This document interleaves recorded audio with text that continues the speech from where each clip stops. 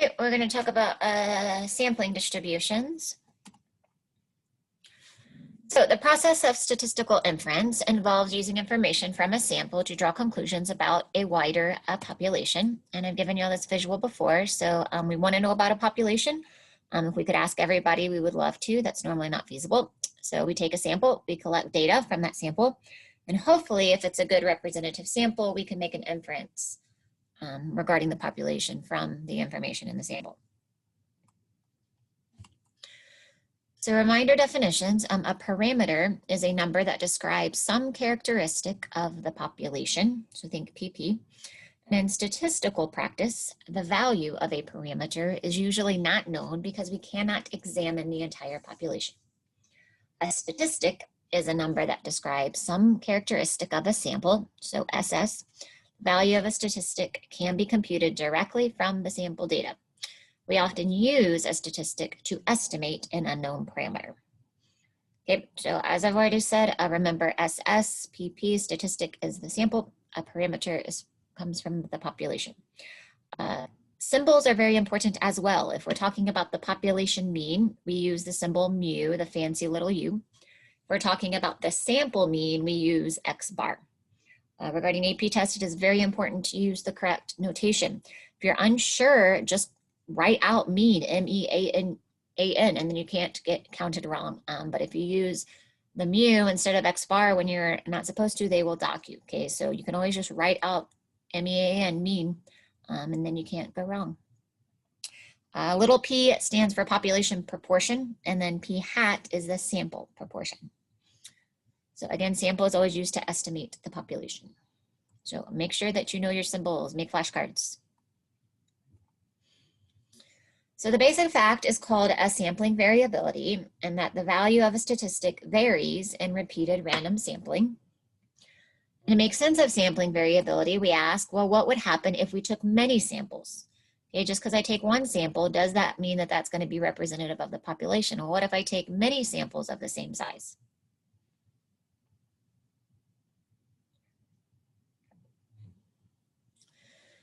So how can X bar, your sample mean, be an accurate estimate of our population mean mu? After all, different random samples would produce different values of that sample mean. So what we can do is take a sampling distribution. So there are many, many possible simple random samples of size 20 from a population of size 200.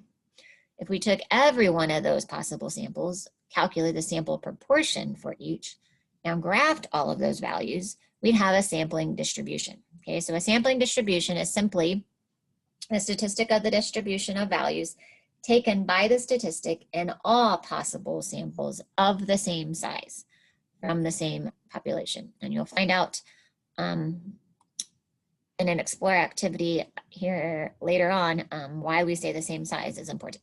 So in practice, it's difficult to take all possible samples of size n to obtain the actual sampling distribution of a statistic. Instead, we can use simulation to imitate the process of taking many, many samples. So one of the uses of probability theory in statistics is to obtain sampling distributions without simulation.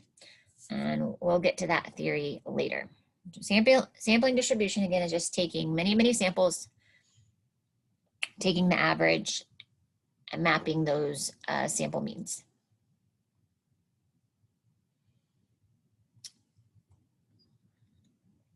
So the population distribution gives the values of the variable for all the individuals in the population. The distribution of sample data shows the values of the variable for all the individuals in the sample. And the sampling distribution shows the statistic values from all the possible samples from the same size from the population. So to give you some visuals here, okay, on the left-hand side, you have the population distribution, the overall population from people that was asked. In the middle graphs, you have the distributions of sample data. So we're taking only 20 samples from that population. And again, we're taking 20 different samples. And if we were to take each of those, several of those size 20s, and actually graph them all together, we would have the sampling distribution. But key thing here, sampling distribution has to be of the same size. Okay, you can't take size 100, then size 20. They're not going to have the same proportions. And actually, you're going to find out why in an exploratory activity here in a minute. So how trustworthy is a statistic as an estimator of the parameter? Well, to get a complete answer, we consider the center, the spread, and shape. So we need to talk about the center. Is it biased or unbiased? So in the chips example, we collected many samples of size 20. So whether we have red or blue chips, and calculated the sample proportion of red chips. How well does the sample proportion estimate the true proportion of red chips, which should be half blue, half red? Well, if we look at our sampling distribution, our p-hats, from taking, again, several size 20s, note that the center of the approximate sampling distribution is close to 0.5. Okay, notice we do have the highest mark at 0.5, a nice pretty bell curve, approximately symmetrical. In fact, if we took all possible samples of size 20 and found the mean of those sample proportion, we should get exactly 0.5.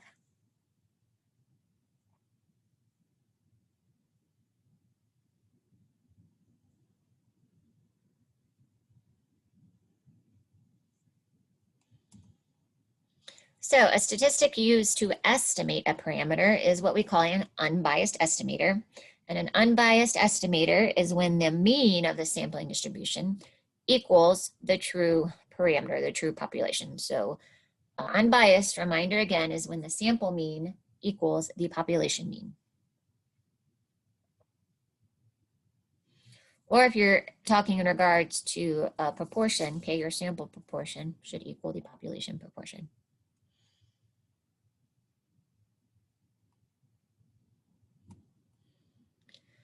So let's talk about spread. Okay, we always want lower variability. Okay, we want all our values closer together. So using an unbiased estimator doesn't guarantee that the value of your statistic will be close to the actual parameter value. So notice we have a sampling proportion on the left here, count of 1,000 samples. And notice on the left we have of sample size 100. But notice on the right, what happens as I go to sample size of 1,000, notice I get a taller, skinnier normal curve. Okay, so larger samples have a clear advantage over smaller samples. They are much more likely to produce an estimate close to the true value of the parameter. So again, always if you increase your sample size, we should get closer and closer to the actual population value, more accurate data. Because let's say you do have kind of those maybe outliers on the highs or the lows, it's not going to affect it as much. So the variability of a statistic is described by the spread of its sampling distribution. This spread is determined primarily by the size of the random sample. Larger samples give smaller spread, and the spread of the sampling distribution does not depend on the size of the population, as long as the population is at least 10 times larger than the sample.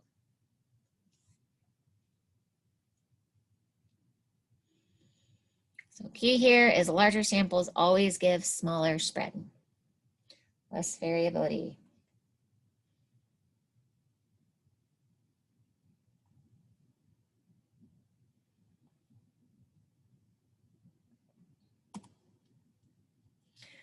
So we can think of the true value of the population parameter as the bullseye on a target, and of the sample statistic as an arrow fired at the target. So both bias and variability describe what happens when we take many shots at the target. So notice we have some bullseyes here. Notice the top left dartboard. You have high bias and low variability. Again, all the values are close together, but it's not matching the population where we want it in the middle. Notice the top right, well, we're getting closer to the middle, so we have low bias, but they're all spread out, so we have high variability. The bottom left, notice they're not close together and they're not in the middle of the dartboard, so we have high bias and high variability. And the idea is our bottom right, which is smack dab in the middle, no bias, and close together, low variability. So again, bias means that our aim is off and we consistently miss the bullseye in the same direction. So our sample values do not center on the population value.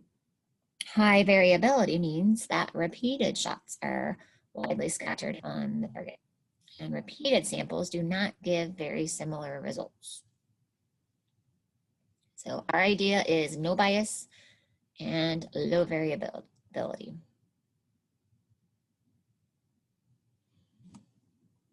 So the lesson about center and spread is clear. Given a choice of statistics to estimate an unknown parameter, choose one with no or low bias and minimal variability.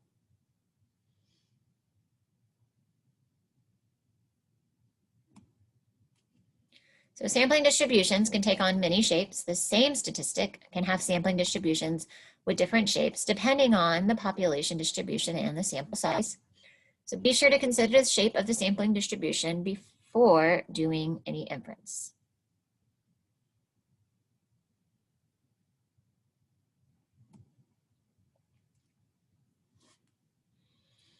So in this example, this is related to what's called the German tank problem. So notice that sampling distributions for different statistics used to estimate the number of tanks in the German tank problem. And the blue line represents the true number of tanks. So look at how many different shapes we have there. Which statistic gives the best estimator and why? Notice the best estimator is going to be the ones that are closest to the true number of tanks, which is the blue line, and that's normally going to happen at the nice, pretty, approximately normal bell curve. So that would be your first one, max min. More of them are centered right there on that blue line. Twice mean isn't too bad. Again, it is more spread out, but notice the ones that are skewed would not be the best indicator. So definitely first one, max min.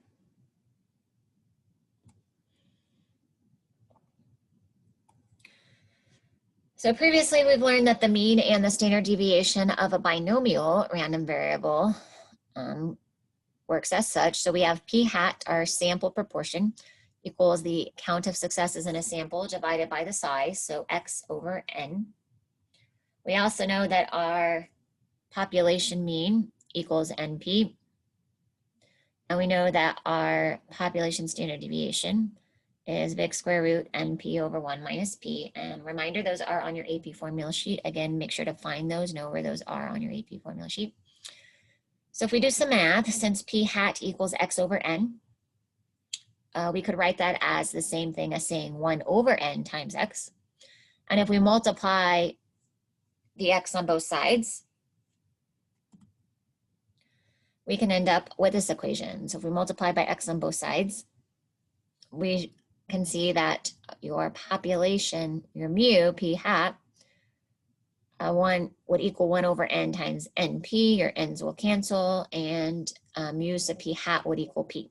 So because your population mean matches your sample mean, or your population proportion matches your sample proportion, it would be called an unbiased estimator.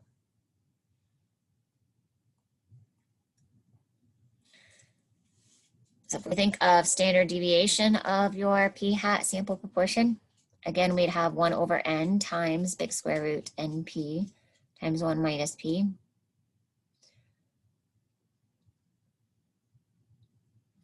If we put that all under a square root, that means that we would need to have n squared, right? So that when we take the square root, we get n. And n and n squared will simplify to just n on the bottom. Therefore, standard deviation of p hat would equal big square root p times 1 minus p over n. So all this does is prove that as sample size increases, the spread decreases. So less variability. We increase sample size, variability is going to decrease always. But again, look on your AP formula sheet, make sure that you know where those are. Luckily, you don't need to memorize them, but you need to be able to know how to access them. So we can summarize the facts about the sampling distribution of p hat as follows. If we choose an SRS of a particular size n, from a population of size big N with a proportion P of successes, we can let P hat be the sample proportion of successes. Therefore, the mean of the sampling distribution of P hat should be unbiased. So mu sub P hat should equal P. The population proportion should equal your sample proportion. The standard deviation of the sampling distribution of P hat can be found by this formula, big square root P times 1 minus P divided by N, as long as the 10% condition is satisfied. So again, your sample needs to be less than 1/10 of N. So you can't have a sample that is too much of your proportion of your population. So we'll use our 10% rule. So as N increases, the sampling distribution becomes approximately normal. Before you perform normal calculations, check that the normal condition is satisfied, that NP is greater than or equal to 10, and N times 1 minus P is greater than or equal to 10. And again, if you can prove normal, then you can utilize your Z table to find Z-score and find probabilities under the curve.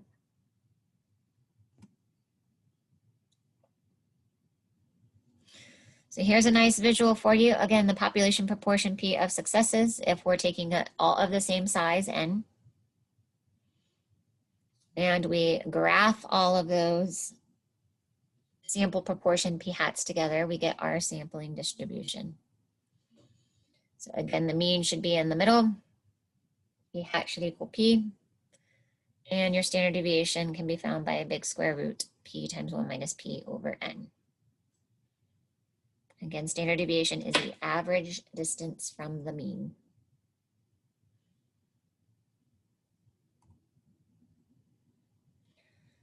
So how do we put this into practice? So let's make an inference about a population proportion, P. It's based on the sampling distribution of P hat. So when the sample size is large enough for NP and N1 minus P to both be at least 10, i.e. that proves that we do have approximately normal, the sampling distribution of P hat is approximately normal as well. So good old polling organization asked SRS of 1,500 first-year college students how far away their home is. Suppose that 35% of all first-year students actually attend college within 50 miles of home. What is the probability that the random sample of 1,500 students will give a result within 2 percentage points of this true value? So a lot of information here. We know a sample size of 1,500. We actually know a percentage, 35%, live within 50 miles. We're looking for a probability that same sample size of 1,500 will give a result within 2 percentage points.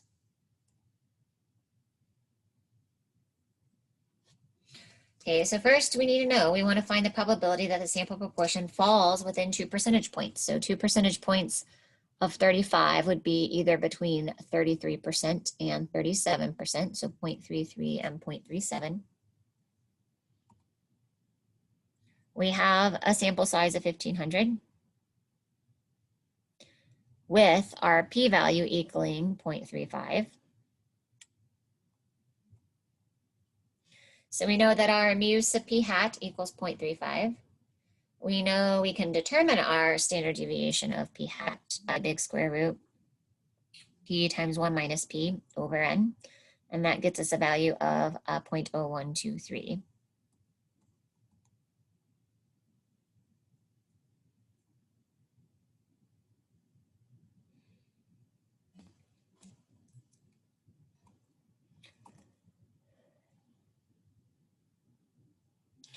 So we can then, to prove that it's normal, since NP 1,500 times 0.35 is 525, that's greater than or equal to 10. N times 1 minus P, again, also checks, is both greater than 10. We do know that we have an approximately normal distribution, therefore we can utilize our Z table. So if we check both sides, we first need to utilize the proportion of 33%. So find the Z-score, 0.33 minus our mean of 0.35. again, divided by a standard deviation that we just calculated, gives us a z-score of negative 1.63. Do the same thing with our 2 percentage points above, so 0.37 minus the mean, 0.35, again, divided by standard deviation, gets us a positive z-score of 1.63.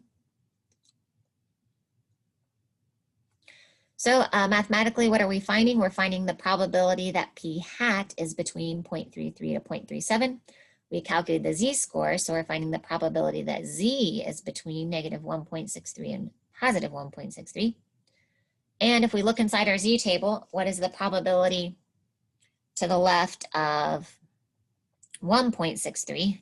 Probability all the way to the left of 1.63 would be 0.94, minus what's the probability left of negative 1.63 is 0.0516. Again, double check those on your z-table. Subtract the two because we're looking for in between, and we should get 0.8968. So what do we conclude? We conclude that about 89.7% of all simple random samples of size 1500 will give a result within 2 percentage points, i.e. between 33% and 37%.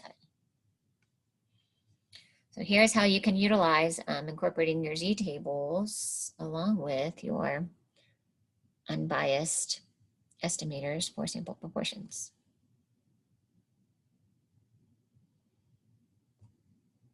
And that concludes sampling distributions part 1.